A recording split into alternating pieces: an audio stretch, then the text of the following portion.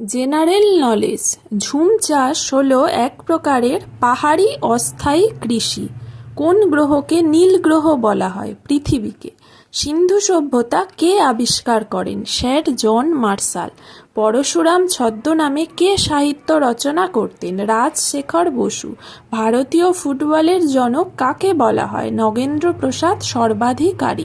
স্বভোজী ও পরভোজী উভয় প্রকার পুষ্টি সম্পন্নকারী উদ্ভিদ হল কলসপত্রী। কম্পিউটারের ক্ষুদ্রতম মেমোরি একক হল বিট। অর্থনীতির জনক হলেন অ্যাডাম স্মিথ। বাক স্বাধীনতা কী ধরনের অধিকার? স্বাধীনতার অধিকার। পশ্চিমবঙ্গের প্রথম রাজ্যপাল কে ছিলেন? চক্রবর্তী রাজা গোপালাচারী। এসপিসিবি এর পুরো কথাটি হল state pollution control board. City of palace বলা হয় কোন শহরকে? কলকাতা।